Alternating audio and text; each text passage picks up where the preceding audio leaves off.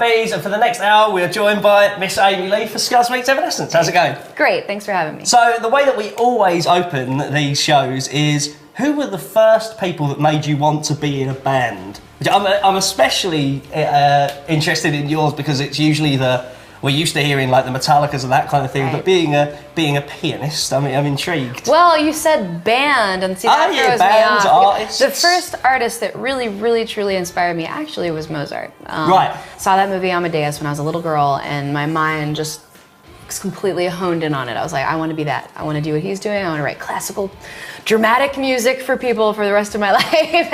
And then later on, you know, it morphed as I got super inspired by, like, you know, the alternative era of the 90s, you know, Nirvana and Bjork and Tori Amos, yes. And Nine Inch Nails and Fiona Apple, of course, and Smashing Pumpkins, and God, there was so much great music back then. I feel like, I guess we all feel that about our youth, but it opened the whole thing up for me, but I still maintain that love for classical, so I'm sure you can hear the infusion there. Rachmaninoff is the metal of that world. In a lot of ways, yes. And so, was Evanescence your first band, or were you in like garagey type bands beforehand, or did you solo artists? Played, you know, I would have different boys from school that play guitar come over and jam, you know, everybody does that.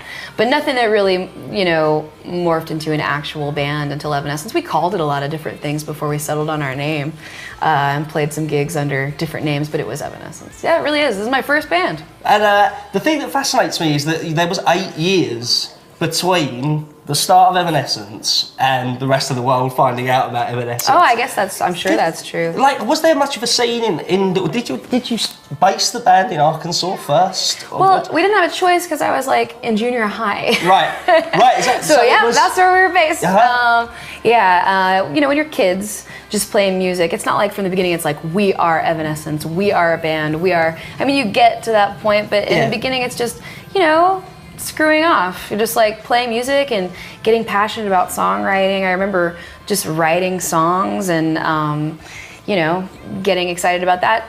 Over time, you know, through high school, my little extracurricular project became an obsession. Yeah. And then, you know, soon after high school and stuff, we got signed and it started being a professional thing. But I never feel like there's like a date on when we were formed. Yeah. It wasn't really like that. Right. It was just a very creative time. How did a band from Arkansas get signed? It's funny, getting signed. It's such an old-fashioned thing. Yeah. I don't think it's necessary anymore in any way, and I think it's really interesting because, like, thinking about our whole story and our history and stuff, it's like watching, you know, Rockstar or Almost Famous or something like those movies where it's like, yeah, the classic thing. So classically, we made our own demos, we made our own like CD to sell at our concerts and stuff, and to some small fan base that we had on the internet already, you know, when we were kids, and we scrounged up $500 and drove to this studio in Nashville. I went to school near there in college, and had it mastered. And in that process, which just makes the whole thing glossed over and sound better. Right. I don't know why we thought that was important. Anyway, so we mastered our demos at Ardent Studios. I'm sorry, this whole thing was in Memphis, not Nashville. Right. My bad. Anyway, so yeah, we had them mastered, and somebody down the hall, some producer down the hall was working on something and popped in and was inspired by it and liked it and offered to take it to his friend at some label somewhere in New York, and before you knew it, we were getting flown out there and talked to by our label. So. Were these the songs that ended up on Fallen? Some of them, yeah. Those same demo songs. The demo thing is called Origin. Right. A lot of fans think it's a CD, like an album, and I'm like, oh, it's demo. Yeah, like Whisper and a few other songs that are on Fallen, done properly, are, you know, you can hear their humble beginnings on Origin. Yeah. And when you were writing Fallen, I'm always intrigued by this, especially when it's a band that come out of the gate and blow up on their first record. Did you know that you were onto something when you had those songs and those songs were being recorded? You always have that feeling. Like, we really had a dream. I really believed in our music. I really loved it and poured my whole heart into it from the very beginning. Yeah, we believed that we had the ability to break through, but the speed of things and the way that it really is, there's just no way that you can really imagine it, you know, until it's real. Definitely was a lot, and forever grateful, you know, that we've been able to reach so many people with our music.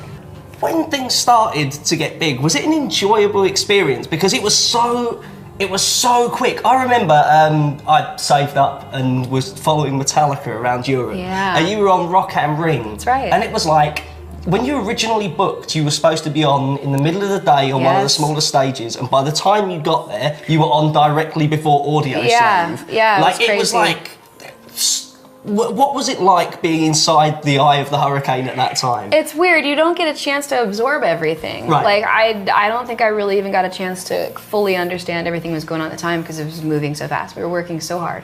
It was like we were traveling, you know, every other day, which we still do that to some degree, and it was all so new and so like, you don't even know how to say yes or no to things, you just do them. It's like everyone's just telling you, well, this is what you do, and this is what you do, and this is what you do, and you're like, oh, okay, all of a sudden I'm on top of the pops, and I don't know, and you know, stuff's happening.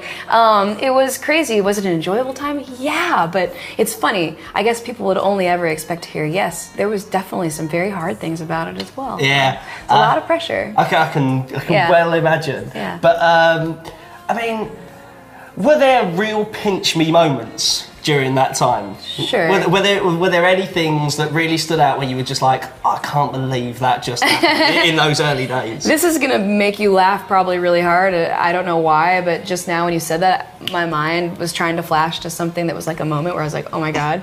And the one that came to mind was Weird Al Yankovic. Oh, amazing! Announcing us coming out to play and perform on some award show. I forget what it was, but I was like, oh my God, Weird Al just said my name. So cool. Badass. There's a couple cool moments for sure that were, yeah, where you sort of feel like you're standing outside of your own self going, is this really happening? Yeah. It's really weird. I remember actually, I think you said the word whirlwind. It's a good word for it. It's like just a crazy tornado of stuff. And then at the end, I remember at the end of Fallen, we've been, everything had happened. We'd gone from nothing to something real fast and made all those videos and done all this stuff. And all of a sudden, it was finally over. I took a breath and I was at my house. I'd been able to afford to buy myself my first house. And I was sitting in my house one day, and it had been a few months or whatever since we've been on tour, and I pulled out like a DVD of all the videos, and I was just watching it, and I remember just being like, for a second, like, that's me. Yeah. That's really weird. Like, it's like a beautiful movie, and I love this band. I'm so proud to have that be me. So there's times when you can step back and appreciate it, but I feel like a lot of times it kind of comes after, once you can stop performing and stop worrying about messing up or making a fool of yourself, and kind of just like enjoy it from afar.